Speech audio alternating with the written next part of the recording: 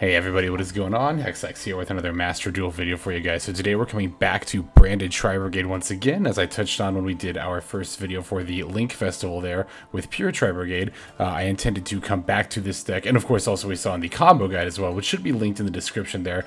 Feel free to yell at me in the comments if it's not, and I will feel more than free to add it there. But yeah, we have recently added Rescue Cat to the deck, is the main point that I'm getting at here.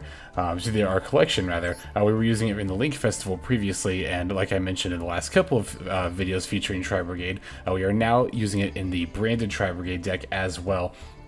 As we saw in the combo guide there, this is a one-card engine that is able to feed into your Mirrorjade as well as Revolt setup, and can also set up an Ancient Warrior's Oath Double Dragon Lords on top of that. Now, that does, of course, come with the caveat that your Rescue Cat does resolve. As I mentioned it many times before, pretty much every single time Rescue Cat has come up, this card is a little bit dicey sometimes in terms of it actually managing to resolve its effect. Not always the case, but by this card, of course, I mean this card, Rescue Cat. That's not always the case, but it is often enough. I'm kind of like feel like I'm pretty 50-50 so far as like playing Rescue Cat and actually getting it to resolve, which I guess, to be fair, you could say is kind of the case for like any card, but there is the of course noteworthy thing to keep in mind, that this card does eat your normal summon, so that does really matter for this deck, as the normal summon is particularly valuable to branded Tri-Brigade, well, to Tri-Brigade in general, but this variant as well. There are some scenarios where you can potentially play out of that if you're holding like Kerass plus another Tri-type or something to that effect, but those situations are few and far between, and really shouldn't be planned. You know, you really shouldn't plan around that. For that reason, I'm only playing 2 Rescue Cat right now. I can see, you know, a world where playing 3 is right. I mean, if I had 3, I'd probably be playing 3, to be honest, but since I had 0 going into this, I decided to start with 2 copies, just to see how I liked it, just to see how well it meshes with the deck. I mean, obviously it meshes very well with the deck, but how well it meshes in particular with how it plays in this particular meta. Because there is the thing to note that we do have a lot of effects like Valor, Imperm, Gamma running around right now, and of course Ash Blossom is as prevalent as ever. So that said, you know, again, Rescue Cat is, for me, resolving a decent amount of the time, so I haven't been minding it too much. I also wanted to keep the deck at 40 cards, and if I was going to include a third Rescue Cat at this point, I'd probably have to cut Harpie's Feather Duster, either that or like the second effect Valor, and I mean, I wouldn't mind a change like that too much, but to be honest, it's not what I'm particularly like excited to make. Like, I really like having the Feather Duster, and I really do like specifically having 2 Valor and 3 Imperm. That's kind of been a recurring trend for decks I've been building in this format so far. You know, between branded Deskia and Sword Soul Tenki, these onboard effect negations are particularly valuable in this meta, so I really think it's worth it to like kind of go in on as many of them as you can. So that's why we're playing those on top of playing the Psy-Frame Gear Gamma. Of course, this can negate any monster effect, but still being very useful against those branded Deskia and Sword Soul Tenki decks. And we do need to be packing as much artillery against them as we can, just to kind of like keep up with what they're doing. Not that, you know, branded Tri-Brigade or Tri-Brigade in general, again, is a particularly bad deck, but, you know, it is just the fact that other decks are, shall we say, less fair. You know, particularly I'm thinking of branded Deskia, which does operate a lot like branded Tri-Brigade, in that it puts out a bunch of disruption rather than, like, you know, negation or floodgate effects, but the difference being that branded Deskia can refuel itself and generate much more advantage than Tri-Brigade can. But that's not to say that Tri-Brigade is not without its merits. You know, the ability to pump out a Shrouded is still pretty strong. Of course, this card is still fairly powerful there. And also the ability to OTK fairly easily with Access Code Talker. You know, this is something we've been seeing a lot with Salamangreats lately, right? You know, if you can make an Access Code Talker with that deck, you can probably just win. And the same is usually true of branded Tri-Brigade.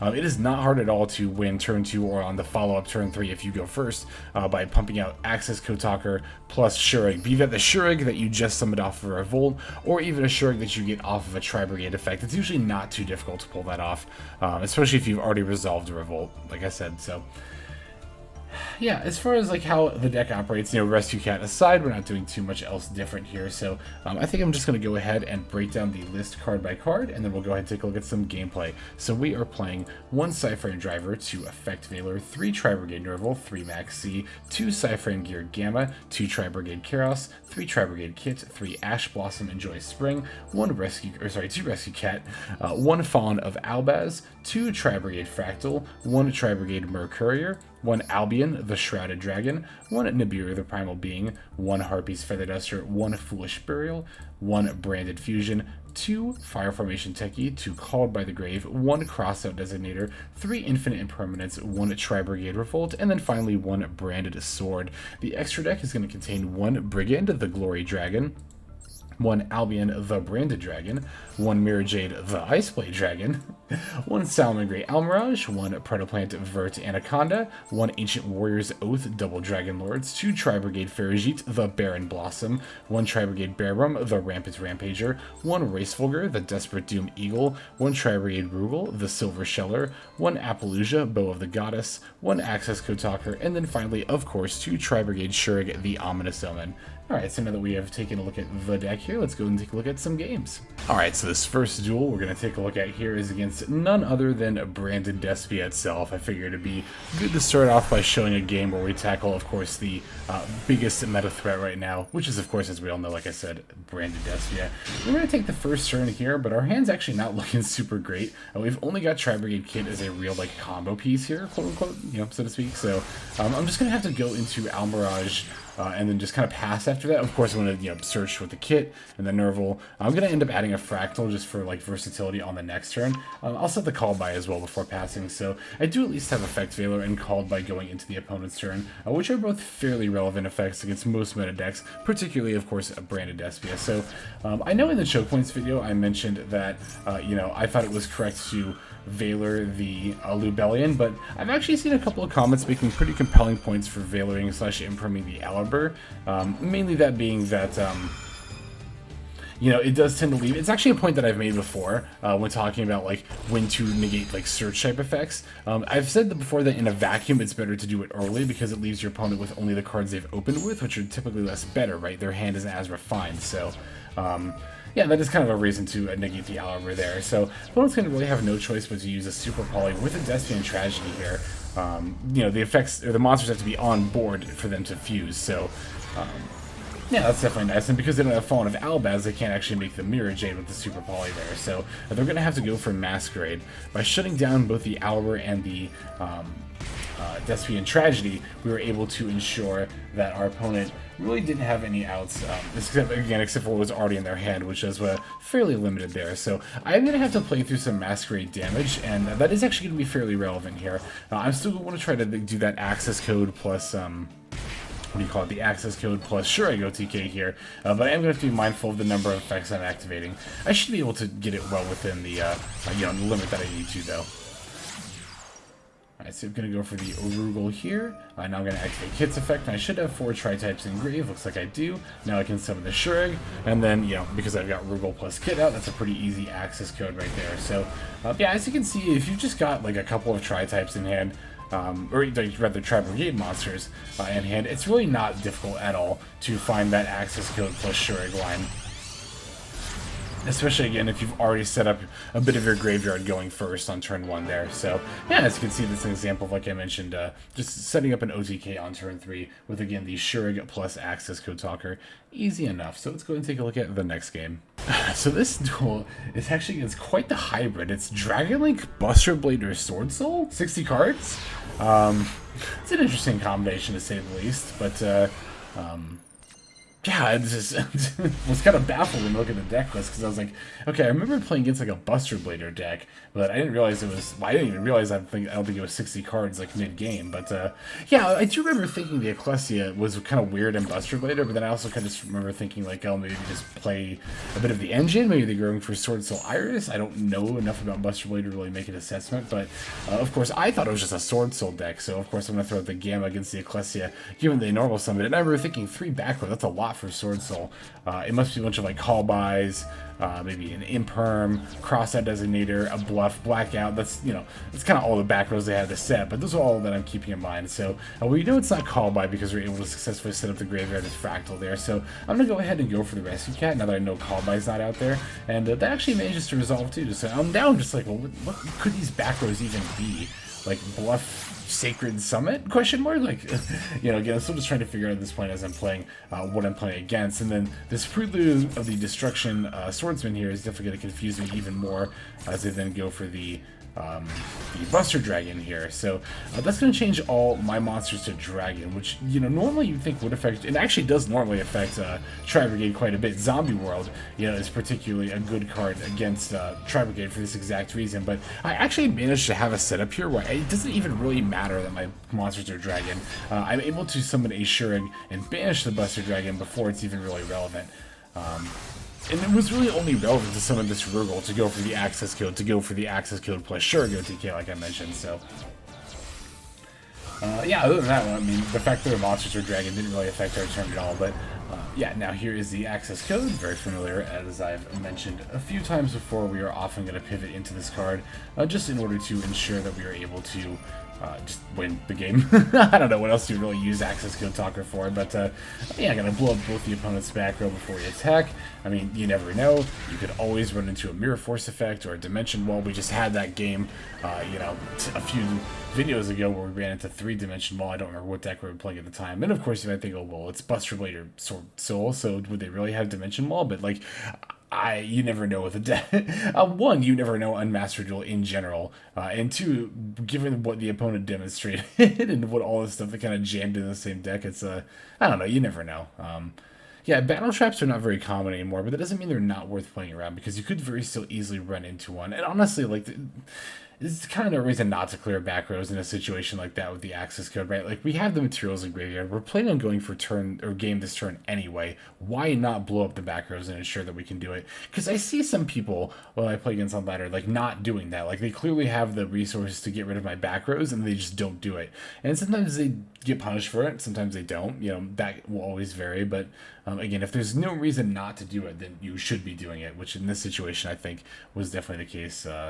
You know, given the opponent's background, even though they seem dead, right? Even though the opponent hadn't been activating them, that doesn't mean they can't mess you up later. So, just a little bit of advice about clearing back row there. Of course, I'm also a Yu-Gi boomer, so I come from like a years where those were more relevant. But anyway, I've rambled long enough. Let's go and go to the next game.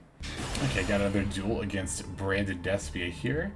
I think we take the first turn again, because I'm pretty sure we ended up OTKing on turn 3 once again. That's going to be the kind of recurring theme for this video. I mean, it's just the recurring theme for this deck, like I said. So we actually open a very solid hand here. Rescue Cat with the Siphon Gear Gamma and Ash Blossom backup. So that's always, oh, this game. I actually remember exactly this game. So yeah, we actually managed to have the gear for, the gear frame, the Frame Gear Gamma for the opponent's Ash Blossom here. And I'm thinking to myself, like, okay, I actually have a couple of extra bodies on board, so this might end up being relevant for how I link summon, or what I'm able to link summon with the Rescue Cat. Basically, I was trying to see if I could sneak in an Appaloosa here, and I might have been able to had I had better placement slash, like, well, here's the thing though, I'm pretty sure you can't use these as materials, right? Well, oh no, it's because I used the Tri-Brigade's effect. That's why you can't use them as materials.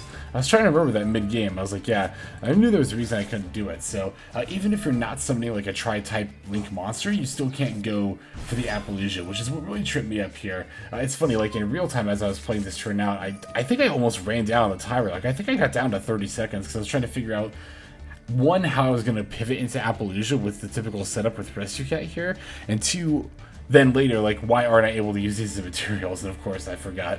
The stipulation of Tri-Brigade's effects, which, yeah, I probably should know by now, but, like, listen, here's the thing. I've always said this about the meme that Yu-Gi-Oh! Players can't / don't read. One, we don't. It's true. Two, have you seen the average Yu-Gi-Oh! Card? Have you seen how much text is on the average Yu-Gi-Oh! Card? Good lord, do they really expect us to read and memorize every single one of these? Well, you still have to memorize the effects if you read it, but you know what I mean. It's a lot. Listen. My brain can only handle so much at one time. I'm more than willing to admit that, so... yeah, we do have to be mindful of our link placement here, given how we placed our Psy-Frame monsters. Again, I thought they were going to end up going away sooner, which is why I actually have to link away this Double Dragon's Oath here in order to make this Predaplant Verte Anaconda. One, I thought they were going to go away sooner, because I thought I was going to be able to use them as materials, and...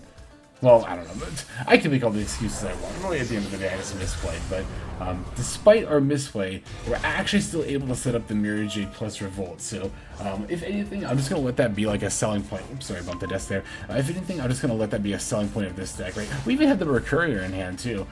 Despite misplaying, we were still able to get a really, really solid setup for our opponent's turn here. So, yeah, I'm going to try ashing the Albert here again. I know I said, well, actually, no, I definitely shouldn't have ashed the Albert. I definitely just wasn't thinking at that stage.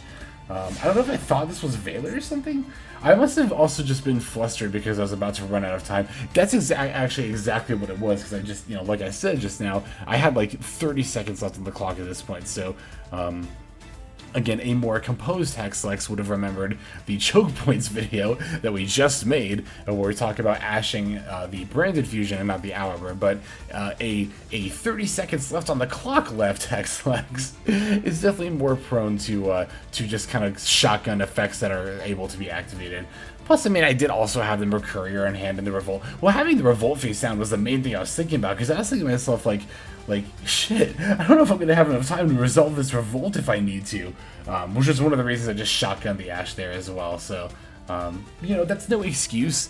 That definitely should have just been, like, played around in general. This whole game was played a little sloppily. I'm more than willing to admit that, but again, I'm also kind of willing to let that be a selling point for this deck. Like, hey, don't worry, you can fuck it up and you'll still win. Yeah, no, I also just love Tri-Brigade, so any excuse to feature this deck.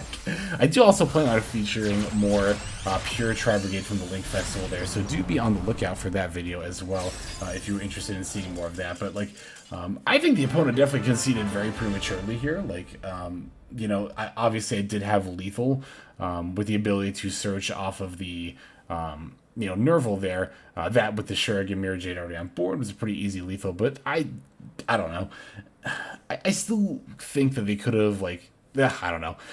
We both maybe could have done things differently. I definitely could have done things differently this game, and I definitely will not deny that. So, alright, let's go and take a look at the next game there. So I'm playing against Fluffles here. It's interesting though, I'm also seeing like a couple of summon limits and an Eldritch in this deck. So like, but that's like it? So like there's like a little baby Eldritch engine of literally just Eldritch plus summon limits.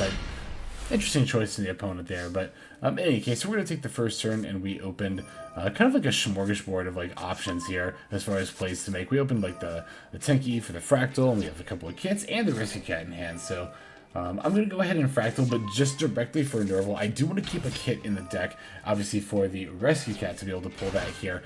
And also because I wanted to search a Kerass with this Nervall as well. Given that I have so many extra Tri-types in hand, Kerass is kind of a good insurance play here. If any of my plays get stopped or negated, I can just special summon the Kerass and then use that effect to make at least some amount of plays, right? So I like to set up Kerass in this way if I do have excess Tri-types in hand, like I do in this example. Again, just like I said, in case any of your main combo gets negated, you can just pretty easily go ahead and pivot into another play there. So, yeah, the Albion's going to draw an extra Maxx, whatever. We'll just put it back with the Ferrijit here. I'm going to wheel, of course, the Mercourier back to my hand. Just doing the fairly standard Rescue Cat opening play here.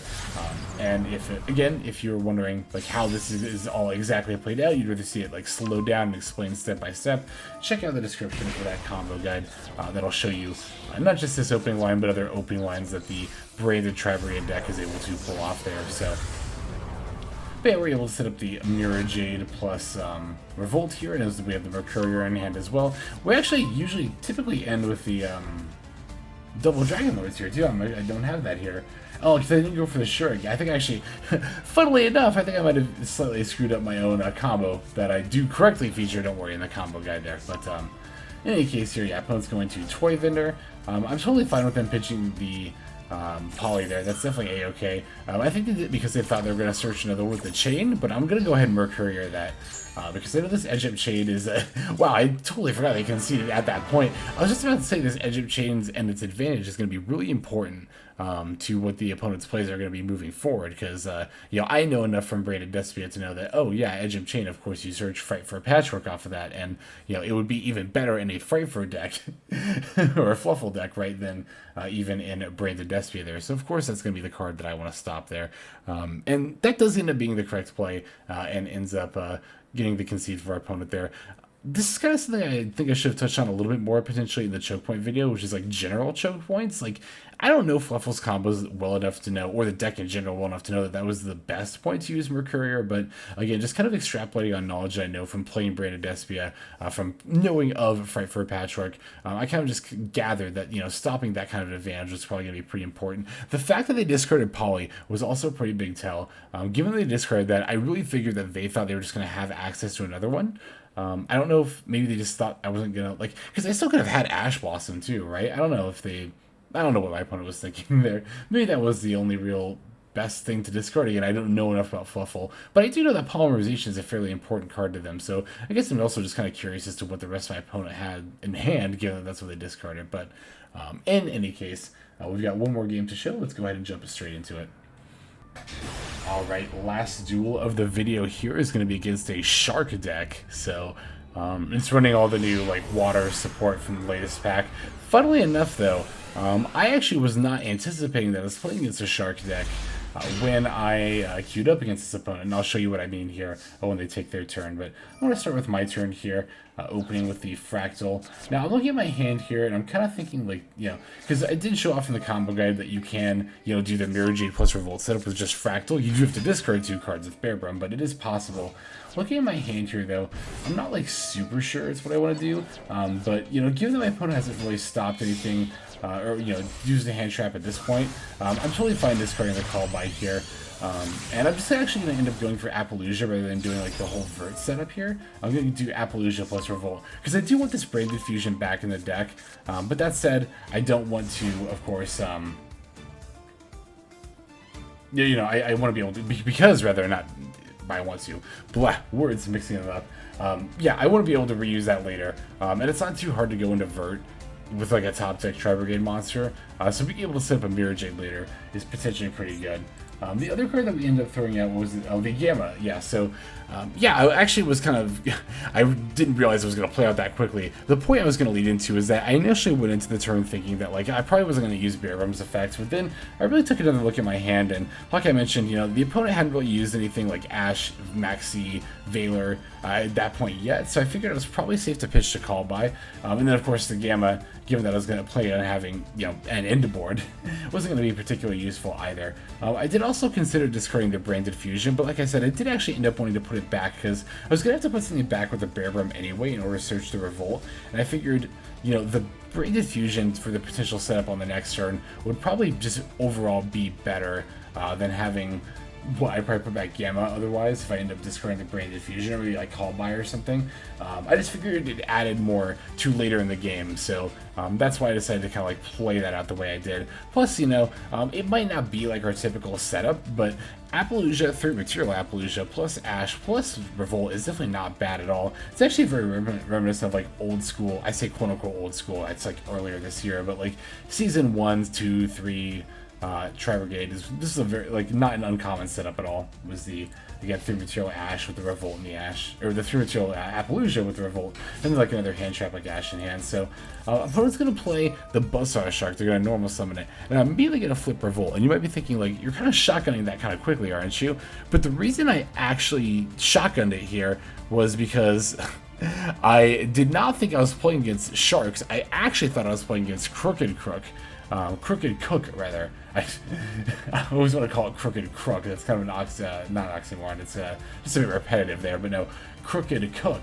I've played against this deck a couple of times. The main way that it wins is by making a Crooked Cook and then overlaying it with, is it Right Hand Shark? It's one of those shark monsters that, you know, when you make an Xyz monster with it, that monster can't be destroyed by battle, so the Cook becomes a monster that is unaffected by card effects and cannot be destroyed by battle, i.e. almost impossible to get over, so the deck usually just wins by drawing Exodia while setting on the Cook, right? So I've played against this deck enough to know that when I see a normal summoned Buzzsaw Shark, there's a decent chance that that's what this could be, so I'm just going to pop off the Revolt directly in response to the normal summon the Shark, which might look like it's shotgunned a bit, but it's also, you know, the opponent's used up their normal summon. I know this card can pull more stuff from deck, so I don't think it's a bad thing at all to just go ahead and get rid of it here, regardless of if they're actually playing the Crooked Cook deck or not. So yeah, opponent's got a Call By in response. I don't really care about this at all because it's not going to prevent me from using Revolt to get Shrug and then banishing you know, this Buzzsaw Shark here. And yeah, I could have just negated the effect with Appaloosa, but I just kind of wanted to be, one, certain that it was banished and gone, and two, you know, even if we do negate the effect, our opponent can still have like a Silent Angler in hand to special summon. So, you know, Appaloosa alone here does not necessitate that this isn't going to end up. I was about to phrase that really weirdly. Appaloosa alone doesn't necessitate that these plays will be stopped here by her alone. So, gonna go ahead and follow up with the Shrouded all the same, searching Fraktall at the end, and we grab the concede for our opponent there. So. Yeah, that ends up being just a pretty concise way to take care of their board. Just stop whatever they normal summon before it can do its effect. That's another good, I guess, general choke point tip. If the opponents use their normal summon, it's much less likely that they'll be able to come back later. Not always the case. There are some decks that don't really need their normal summon at all, but yeah, for the most part, again, generally speaking, if it's a deck you're unfamiliar with, it's not a bad place to use your disruption is against the normal summoned monster there. But alright, that's going to go ahead and do it for these games. Let's move now to the outro. Alright everybody, thank you for watching all the way to the very end of the video like this. I greatly appreciate that. Of course, not only as a means of supporting the channel, but personally as well. It just means a lot to me. Other great ways of supporting the channel, as well as things that just personally mean a lot to me, are comments and subscribing. Yeah, comments, feel free to let me know what you think of the build below. I'm always, just my builds in general, like decks, I'm always looking to update them with not just how the meta shifts, but also suggestions. I've gotten enough comments where I see a build suggestion, I'm like, oh, I didn't even think about that. That's a great suggestion. So, yeah, I'm definitely always looking for advice from you all in the comments there. And then, yeah, if you would like to know when my videos drop, feel free to subscribe. That is the best way to get notified of that. I know that does happen every single day, so you do get a daily Master Duel video just for subscribing there. But yeah, that's all the time I've got for today. So without further ado, this is Xlex. I'm signing out, and I hope you have a fantastic day.